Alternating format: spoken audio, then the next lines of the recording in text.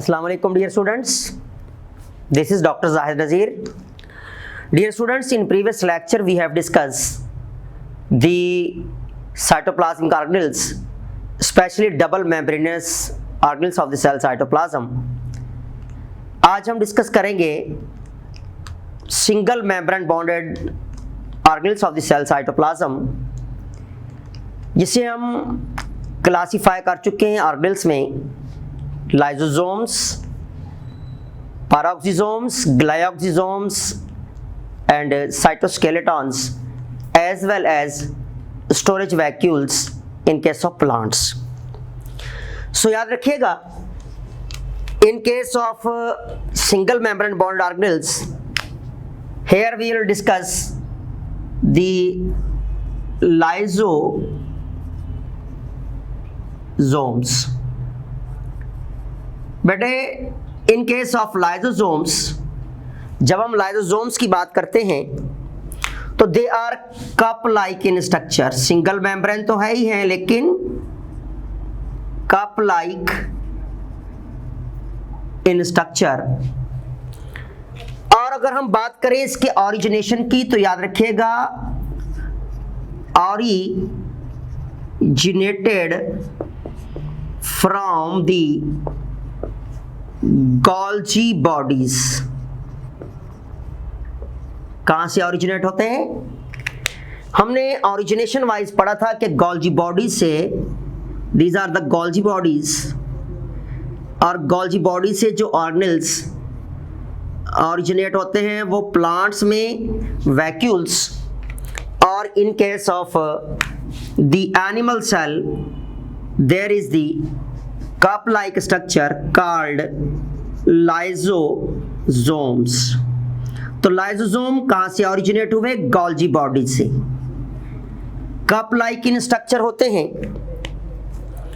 और याद रखिएगा, जब हम बात करते हैं इन कप लाइक स्ट्रक्चर्स की तो they are filled with the hydrolytic enzymes. इनके पास क्या होते हैं? They are the cup like structure and filled with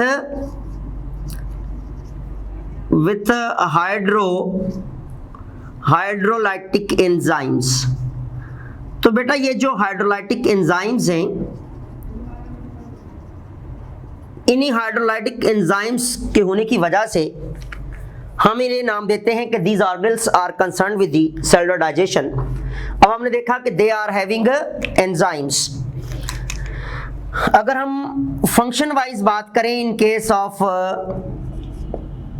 the lysosomes की, तो याद रखिएगा इनका जो मेजर फंक्शन है दैट इज सेलुलर डाइजेशन.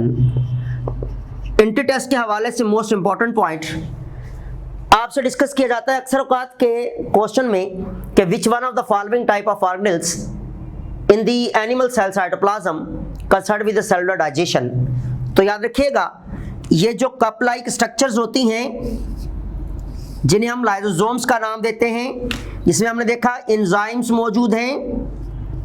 तो ये एंजाइम्स जितने भी कोई फॉरेन पार्टिकल्स आते हैं, जो भी मटेरियल्स आते हैं, उन्हें डाइजेस्ट करने का काम, उन्हें हाइड्रोलाइज करने का काम किसका होता है? लाइसोसोम्स का.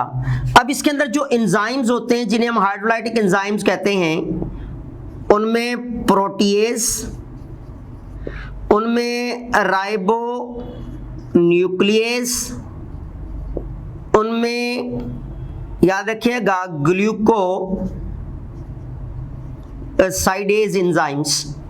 ये एंजाइम्स कंसर्न करते हैं, हेल्प करते हैं जितने भी पार्टिकल्स या मटेरियल्स जो कि सेल के अंदर मौजूद होते हैं, they are act as the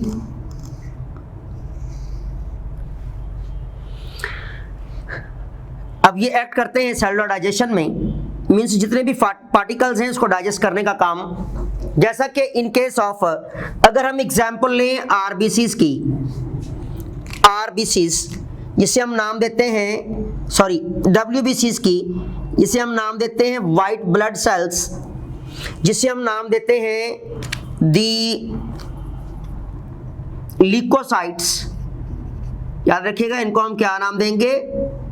leukocytes का नाम देते हैं, व्हाइट ब्लड सेल्स का नाम दिया जाता है। इसकी डिफरेंट फैमिलीज जो होती हैं associated with the digestion of bacteria, इसमें for example this is the RBCs, डब्ल्यूबीसीज एंड बैक्टीरिया को और अदर पार्टिकल्स को, जो फॉरेन पार्टिकल्स होते हैं, उसे हाइड्रोलाइज करने का काम किसका होता है? ल्यूकोसाइट्स का। यानी बैक्टीरियल डाइजेशन कौन करता है? डब्ल्यूबीसीज कर रहे होते हैं, और डब्ल्यूबीसीज जो है rich with the enzymes and having rich in numbers lysosomes. That's why अब बैक्टीरिया की जो ब्रेकडाउन है वो हमारी बॉडी में कौन कर रहा है? वो कर रहे हैं, जिस तरह डब्ल्यूबीसीज, ये भी एक सेल हैं और यूकैरियोटिक सेल हैं। तो याद रखिएगा, इसी तरह जितने भी फॉरेन पार्टिकल्स हमारे सेल में आते हैं, उन फॉरेन पार्टिकल्स को उन्हें डाइजेस्ट करना, because they have enzymes, that is the function of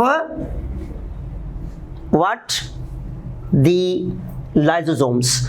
अब लाइसोसोम का ये फंक्शन है, लेकिन ये लाइसोसोम्स याद रखिएगा, जब किसी भी रीजन के तहत, किसी भी वजूहात के तहत, किसी ड्रग रिएक्शन के तहत, किसी इन्फेक्शन की वजह से, या किसी भी एंजाइमेटिक जो एंजाइम्स मौजूद होते हैं इन केस ऑफ द लाइसोसोम्स, उनकी डेफिशिएंसी या एफिशिएंसी की वजह से इसकी मेम्ब्रेन्स लीक आउट हो जाती हैं। जब इसकी मेम्ब्रेन्स लीक आउट होंगी तो इसके एंजाइम्स बाहर आना शुरू हो जाते हैं। जब ये एंजाइम्स यहाँ से लीक आउट होते हैं तो ये क्या करते हैं? Digestion of cells on protein, digestion of cells on proteins. ये क्या करते हैं? ये एंजाइम्स जितनी भी प्रोटीन्स होती हैं या मेम्ब्रेन्स होती हैं ऑर्गेनेल्स की, या सेल के साइटोप्लाज्म के अंदर मौजूद जो प्रोटीन्स होती हैं, उन्हें ये हाइड्रोलाइज करना शुरू कर देते हैं, उन्हें तोड़ फोड़ में ले जाना शुरू कर देते हैं, जिस प्रोसेस को हम नाम देते हैं autophagy, self eating process, that is called autophagy का नाम देंगे। क्या नाम देते हैं हम लोग? हम लोग नाम देते हैं autophagy. It is called self eating process. Auto means self and phagus means to eat. It is called self-eating process. इसी वजह से याद रखिएगा, इन्हें नाम देते हैं सुसाइड सेक्स। सुसाइड, इसे नाम दिया जाता है सुसाइड सेक्स। इन्हें सुसाइड सेक्स इसलिए कहते हैं कि जब ये अपनी ही प्रोटीन को खुद खाना शुरू करते हैं, तो that's why they are called suicide sacs. इन्हें खुदकुश थैलियां कहा जाता है। क्यों कहते हैं? कि इनकी मेम्ब्रेन जैसे ही रप्चर होंगी, इन्हीं के एंजाइम अपने ही सेल्स की अपनी प्रोटीन को खाना शुरू कर देते हैं। प्रोसेस को ऑटोफैगी कहा जाएगा, और इन सेक्स को हम नाम देते हैं सुसाइड सेक्स। ओके, तो ये हमारे पास this is brief about lysosomes. लेकिन इसी लाइसोसोम्स के अंदर मौजूद जो एंजाइम्स हैं, इन एंजाइम्स के अफेक्ट होने से क्या होता है? इन्हीं एंजाइम्स के डिस्टर्ब होने से जो है वो क्या होगा कि कुछ डिजीज काज होती हैं, जिनमें more than 30 disease which are associated with the lysosome, जिन्हें हम कहते हैं लाइसोसोमल डिजीज। क्या नाम देते हैं? लाइसोसोमल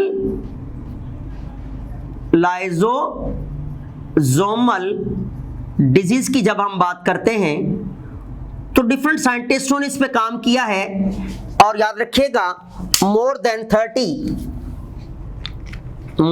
30 डिजीज, 30 डिजीज जो हैं they are associated with the lysosomal disorders. Specially जब इन केस ऑफ लाइसोसोम्स, याद रखिएगा एंजाइम जिसे हम नाम देते हैं अल्फा ग्लूकोसाइडेज एंजाइम, ये एंजाइम जब डेफिशिएंट हो जाता है, जब इसकी कमी हो जाती है, डेफिशिएंसी हो जाती है, deficiency of what? The glucosidase enzyme. तो याद रखिएगा इसके अंदर जो लाइसोसोम के अंदर मौजूद होते हैं ग्लाइकोजन पार्टिकल्स, जब ये क्या है? ग्लाइकोजन पार्टिकल्स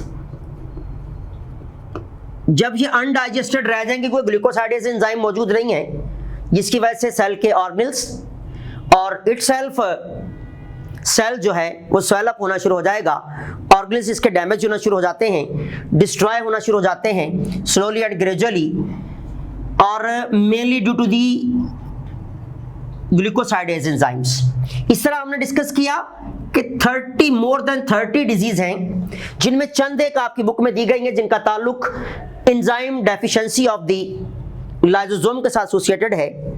जिनमें हम फर्स्ट डिजीज की जगह हम बात करते हैं तो हम यहां देखते हैं दिस इज डिजीज, और देन उसके consequence are we can say that complication और सिम्टम्स।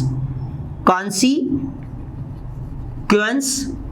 जब हम कंसीक्वेंस की बात करें और डिजीज की बात करें लाइसोसोमल की, तो हमारे पास याद रखिएगा दी नंबर 1, इसे हम नाम देते हैं टेसेच डिजीज। याद रखिएगा Tay Sachs disease that is also lysosomal disease. इसके कंसीक्वेंस कहते हैं मेंटल रिटार्डेशन,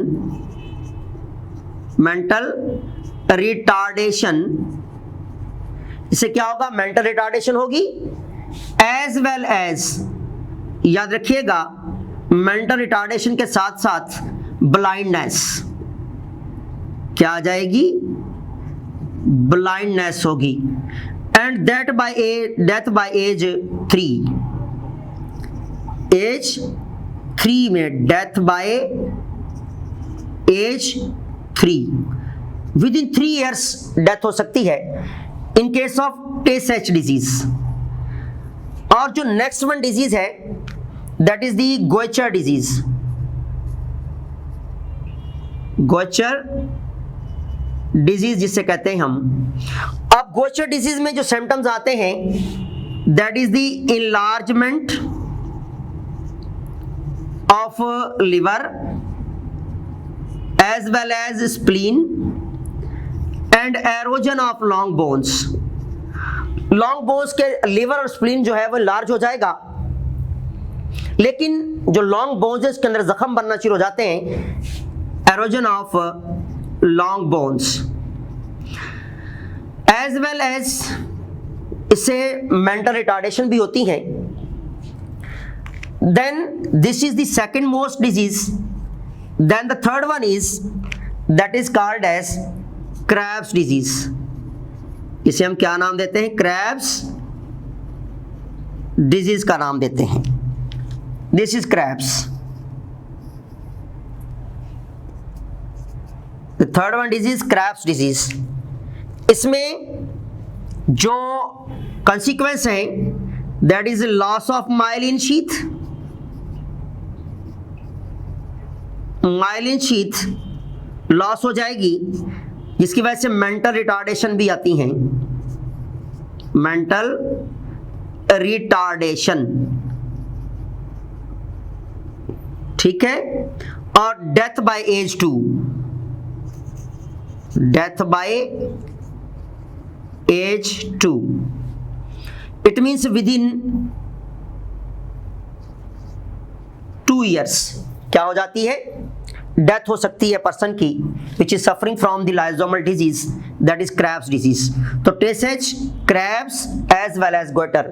हमने देखा mental retardation, blindness, age of 3 में डेथ हो जाएगी, Tay Sachs disease. enlargement of liver, spleen and erosion of long bones as well as mental retardation that is by the Goicher. And Krebs disease, loss of myelin sheath and mental retardation is also associated with the Krebs disease and death by age of 2. Okay, ये वो disease हैं जो कि lysosomal disturbance की वजह से आती हैं, जो लाइसोसोमल एंजाइम्स की डिस्टरबेंस की वजह से आती हैं, specially deficiency of the enzyme की वजह से आएंगी। जिस तरह मैंने आपको बताया कि ग्लूकोसाइडेज एंजाइम जब कम पड़ जाता है तो ग्लाइकोजन की डाइजेशन नहीं होती, ये एक्यूमुलेट होती रहती है, जिसकी वजह से ऑर्गेनल्स स्वेल अप होना शुरू हो जाते हैं और ऑर्गेनल्स डीजेनरेट एंड डैमेज होना शुरू होते हैं। इसी तरह ये वो डिजीज हमने डिस्कस की और यहाँ पर हमने देखे फंक्शन ऑफ द लाइसोसोम्स। और हमने ये देखा कि ऑटोफैगी में जाते हैं जब अपनी मेम्ब्रेन्स फ्यूज हो जाती हैं, इसलिए इनको सुसाइड सेक्स कहा जाता है। और हमने एग्जाम्पल ली WBCs की, तो ये सेलुलर डाइजेशन में रोल कर रहे होते हैं। जिस तरह के ये पिकअप करते हैं बैक्टीरिया को और उसे हाइड्रोलाइज करते हैं, इसी तरह आम सेल में भी हमारे पास जो भी ब्रेकडाउन होती है किसकी, फॉरेन पार्टिकल्स की एंड मटेरियल्स की, that is concerned with the lysosomes because having hydrolytic enzymes. Origination हमने देख लिया और हमने देखा कि they are sac like structures और ओरिजिनेट करते हैं from the Golgi bodies. Okay, then हमारे पास नेक्स्ट वन ऑर्गेनेल है that is called as the also single membrane, that is the peroxisomes. याद रखिएगा, peroxisomes found in animal as well as in plants. Animal cells में भी होते हैं और प्लांट सेल्स दोनों में ये पाए जाते हैं। सिंगल मेम्ब्रेन बॉन्डेड तो है ही है, क्योंकि हम डिस्कस सिंगल मेम्ब्रेन बॉन्डेड को कर रहे हैं, लेकिन यहां पर आपने एक पॉइंट याद रखना है कि only in animal cell, only in animal cell में लाइसोसोम होते हैं, लेकिन पैराऑक्सीजोम्स एनिमल सेल में भी as well as plant cell दोनों में होते हैं, like look like this structure,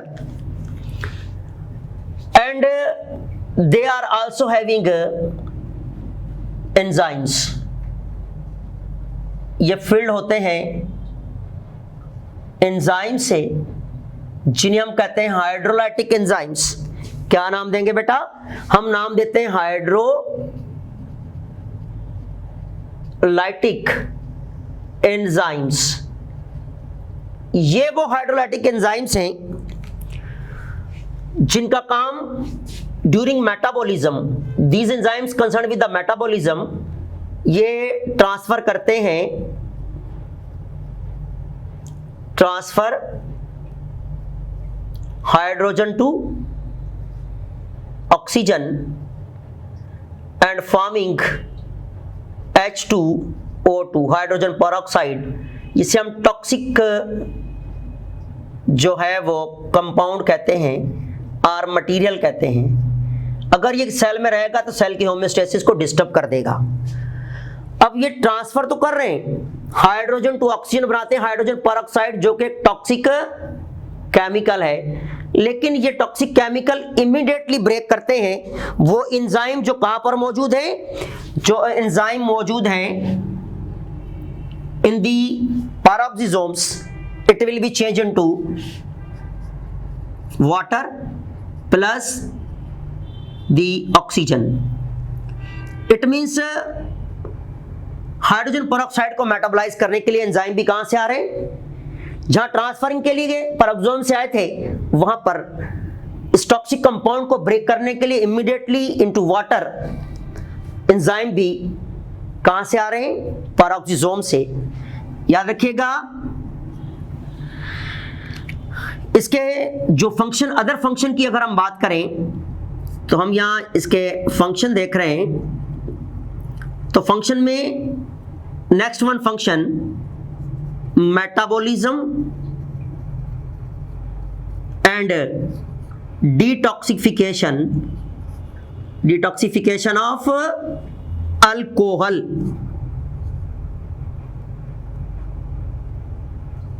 alcohol की डिटॉक्सिफिकेशन और मेटाबॉलिज्म में भी पैराऑक्सीजोम रोल करते हैं, और पैराऑक्सीजोम के अंदर मौजूद जो हाइड्रोलाइटिक एंजाइम हैं ये अल्कोहल को मेटाबोलाइज करेंगे, एज वेल एज इसकी by removing the functional groups and by metabolising detoxicity, जो है जो टॉक्सिसिटी उसे कम करके डिटॉक्सिफाई करेंगे। इट मींस इसकी जो हार्मनेस है उसको खत्म करते हैं।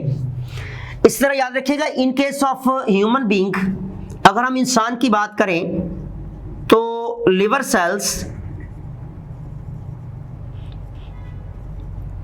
रिच विथ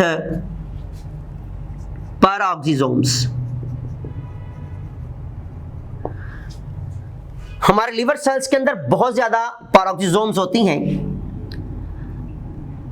एवरी डे कोई पर्सन जो अल्कोहल ड्रिंक करता है उसका 50% जो ब्रेक डाउन करती है वो पेरोक्सिसोम्स। तो याद रखिएगा हमारे लिवर के अंदर भी इनका काम अल्कोहलिक मेटाबॉलिज्म है। तो याद रखिएगा ये क्या काम करते हैं, मेटाबॉलिज्म ऑफ अल्कोहल। इसलिए हमारे लिवर के अंदर ये रिच मिकदार में पाए जाते हैं, लार्ज नंबर्स में होते हैं।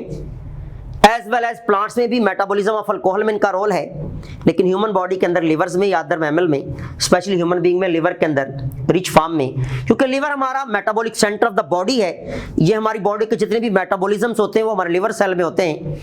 इसलिए मेटाबॉलिज्म ऑफ अल्कोहल के अंदर बहुत बड़ा रोल है पेरोक्सोम के एंजाइम्स का। इसलिए कहा जाता है कि जो पर्सन डेली वाइज जितनी फॉर एग्जांपल जो अल्कोहल लेता है उस अल्कोहल का 50% हमारे पेरोक्सोम्स के एंजाइम जो है वो मेटाबोलाइज करते हैं। अब हमने देखा कि एनिमल प्लांट सेल दोनों में है, सिंगल मेम्ब्रेनियस है, हाइड्रोलाइटिक एंजाइम इनके पास मौजूद है, ट्रांसफरिंग होती है हाइड्रोजन टू ऑक्सीजन, बनाते हैं हाइड्रोजन पेरोक्साइड और इमीडिएटली इसी के एंजाइम्स इस टॉक्सिक कंपाउंड को वाटर में ब्रेक डाउन करते हैं। As well as drugs and alcoholic metabolism and detoxification के अंदर भी पेरोक्सोम का बहुत बड़ा रोल है।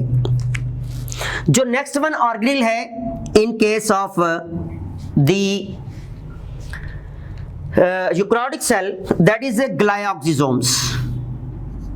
ग्लाइऑक्सिसोम्स बेटा याद रखिएगा, ग्लाइऑक्सिसोम्स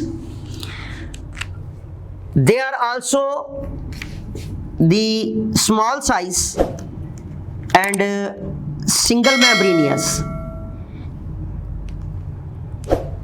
ग्रेनुलेटेड टाइप हैं, सिंगल मेम्ब्रेनियस होते हैं। इनके अंदर भी एंजाइम्स पाए जाते हैं। Single membranous only in the plant cell cytoplasm में and found in the storage cells, जिसमें स्पेशली सीड्स वगैरह में,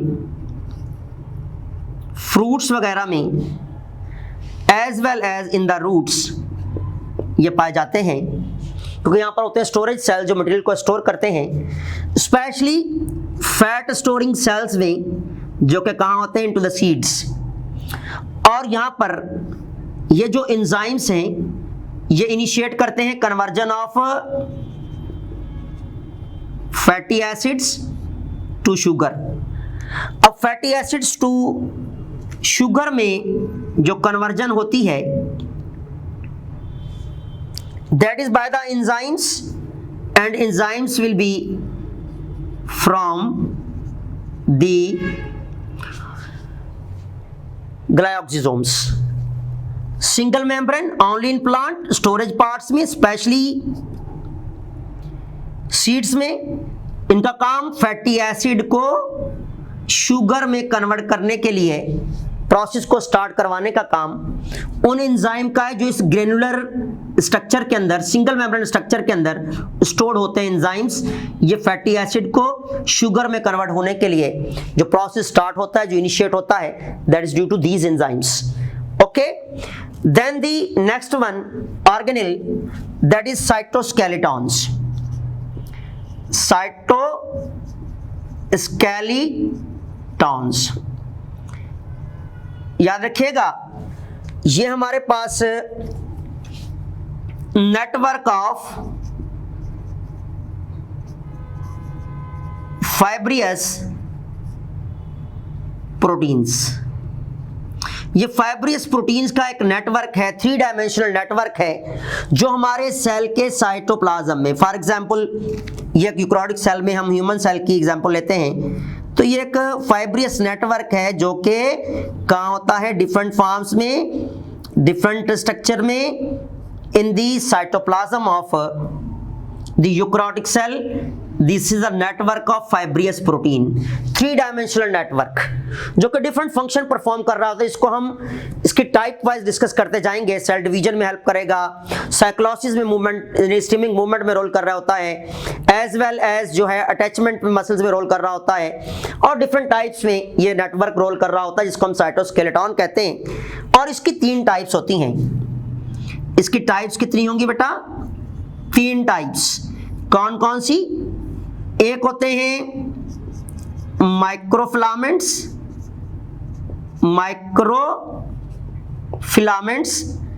दूसरा जो है वो that is the intermediate filaments, और तीसरा है माइक्रोट्यूब्यूल्स। 3 टाइप्स के नेटवर्क फाइबर्स होते हैं जिन्हें हम साइटोस्केलेटन कहते हैं, जो कि सेल साइटोप्लाज्म में हमने कहा कि एवरी यूकैरियोटिक सेल में मौजूद होंगे। अब इन तीनों फाइबर्स को हम डिस्कस करते हैं। तो हमारे पास सबसे पहले माइक्रोफिलामेंट्स, नंबर फर्स्ट माइक्रोफिलामेंट।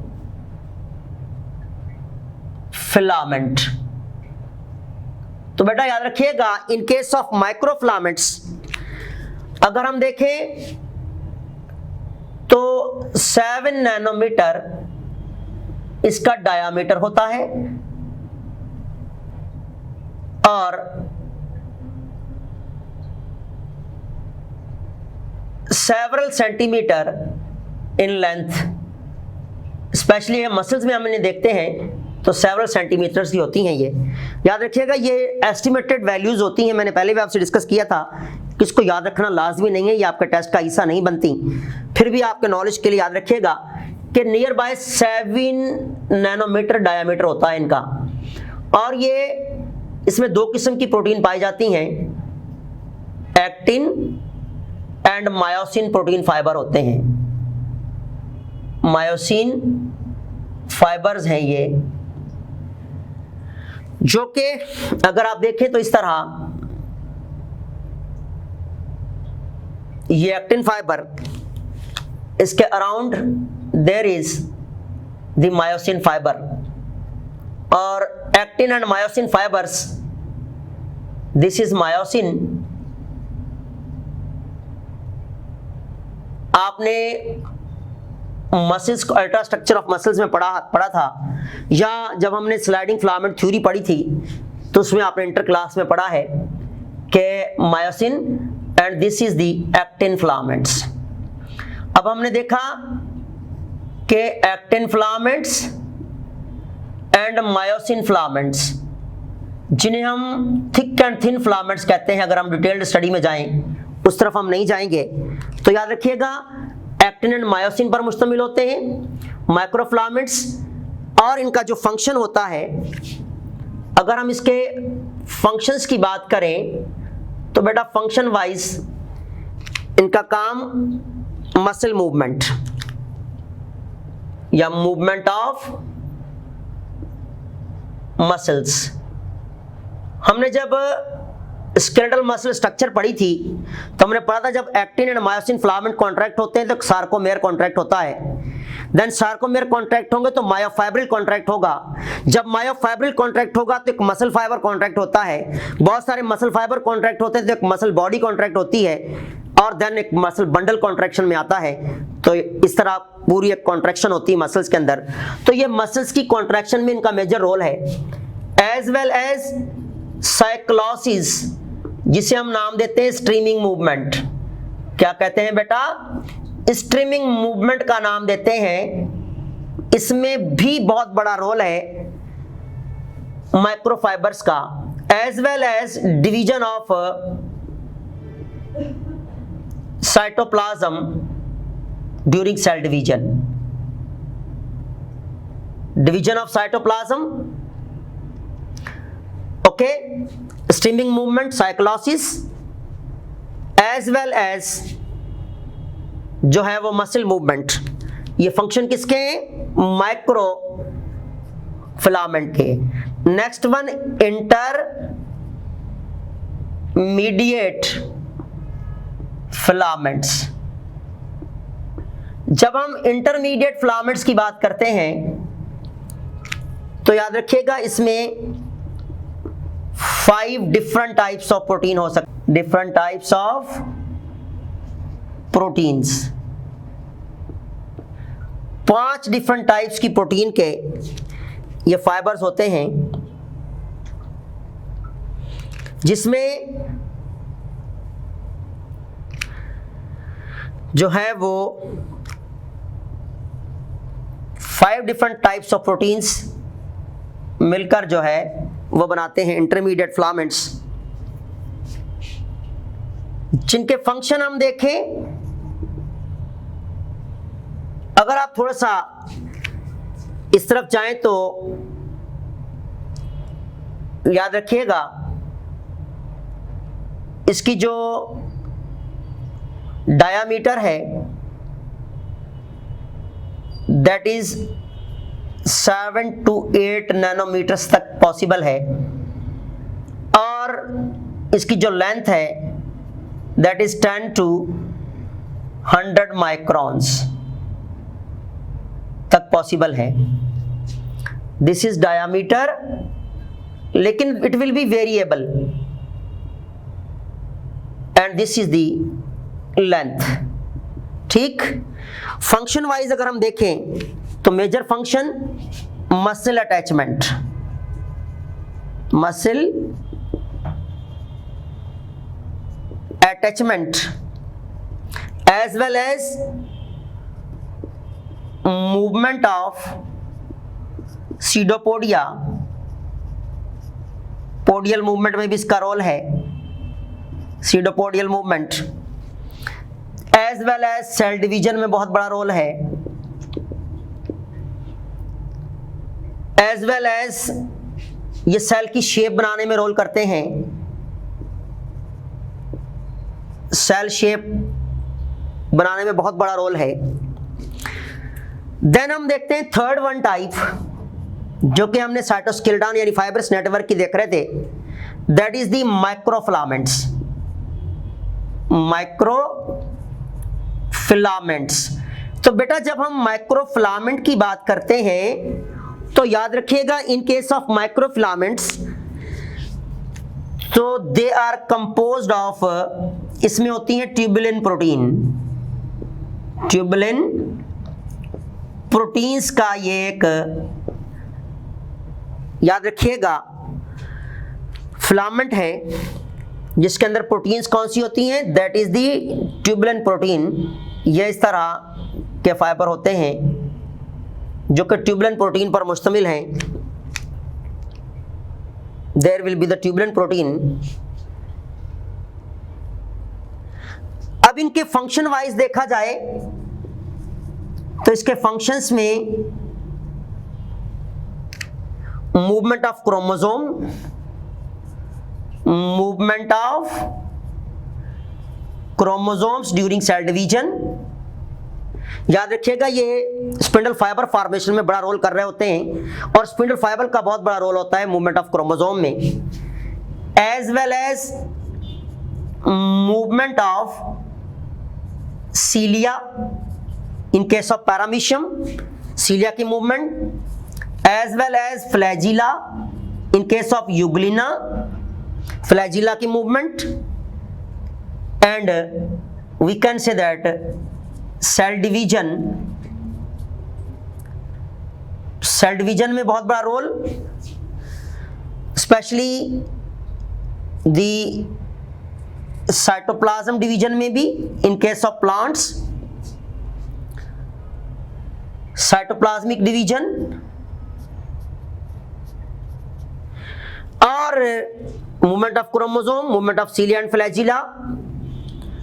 अब आप देखें इनमें जो फंक्शंस हैं ये फंक्शन वाइज हमने डिवाइड किया और नेचर वाइज डिवाइड किया, microfilaments, intermediate filaments and the microtubules. Sorry यहाँ पर हमने इसको मिस्टेक लिखा है, दैट इज द माइक्रोट्यूब्यूल्स, क्योंकि माइक्रोट्यूब्यूल्स जो हैं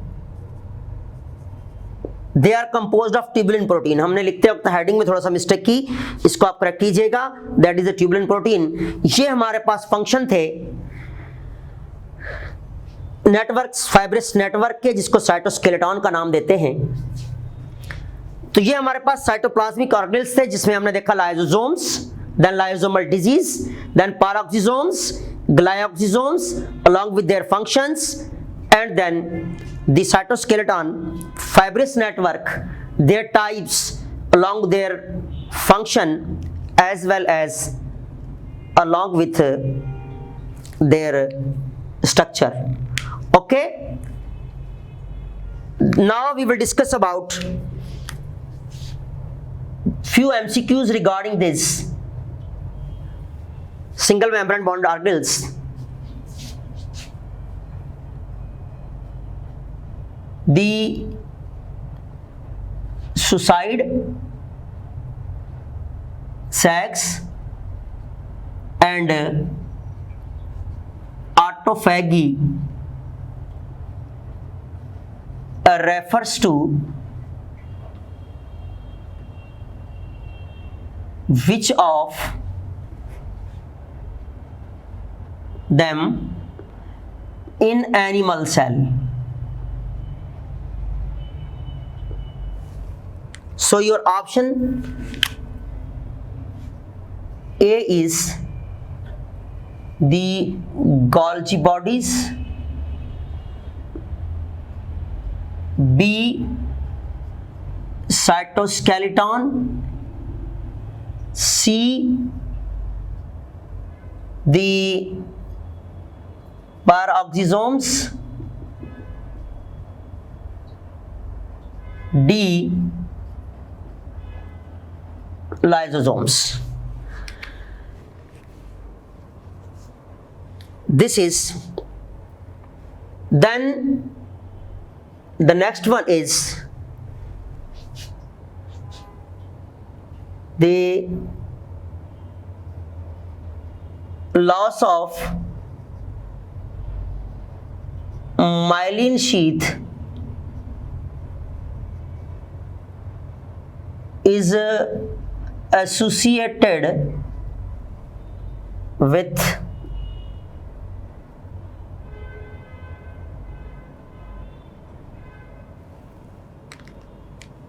A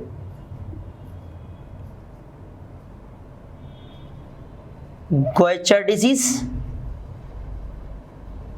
B Tay-Sachs disease, C the Krabs disease, the D none of these. So we have discussed in the lysosomal disease, the answer should be C. और first का जो answer था that is peroxisomes, glioxysomes, option A Golgi bodies, cytoskeleton, then peroxisomes, lysosomes. So this is associated with the lysosome. Answer should be C. Here the answer should be, इधर answer हमारा है D और यहां पर answer है सी। तो बेटा याद रखिएगा, यहां पर हम एक मेम्ब्रेन बॉन्डेड प्लांट्स की साइड पर एक ऑर्गेनेल्स को अगर हम देखें तो उसको थोड़ा सा हम डिस्कस कर लेते हैं, जो कि अल्टरनेटिव टू लाइसोसोम है, दैट इज वैक्यूल। तो बेटा वैक्यूल्स दो किस्म के होते हैं, एक परमानेंट वैक्यूल, एक नॉन परमानेंट। लेकिन जो प्लांट में स्टोरेज वैक्यूल्स, जिन्हें हम नाम देते हैं स्टोरेज वैक्यूल्स, जिनका काम सेल सैप को स्टोर करना होता है प्लांट्स में, they are also originate from the Golgi bodies और डिक्टायोसोम्स। इनकी इनर मेम्ब्रेन को हम कहते हैं टोनोप्लास्ट। टोनोप्लास्ट, इनके पास भी एंजाइम्स मौजूद होते हैं और इनके पास जो फ्लूइड होता है उसे हम नाम देते हैं सेल सैप। सेल सैप और जो एंजाइम्स होते हैं they are look like the enzymes of lysosomes which is hydrolytic nature, जिनको हम हाइड्रोलाइटिक एंजाइम कहते हैं, ये एंजाइम्स ग्लूकोसाइडेज,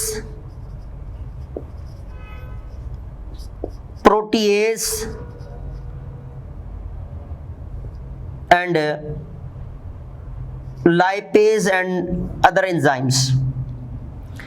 अब ये एंजाइम फील्ड भी इसमें सेल सैप है, स्टोरेज का काम भी कर रहे हैं, लेकिन याद रखिएगा इन्हें अल्टरनेटिव टू लाइसोसोम कहते हैं। Function wise they are alternative to lysosomes. Why? Because they take part in cell defense. अब ये सेलुलर डाइजेशन का काम भी कर रहे हैं। जितनी भी फॉरेन पार्टिकल्स आते हैं, जितने भी मटेरियल्स यहाँ स्टोर होते हैं, इसके एंजाइम डाइजेशन में भी रोल करते हैं। अगर कोई बैक्टीरिया या वायरस या कोई भी पार्टिकल, जर्म पार्टिकल आता है तो ये फौरन उसको खत्म भी करते हैं, इसलिए they also take part in cell defence.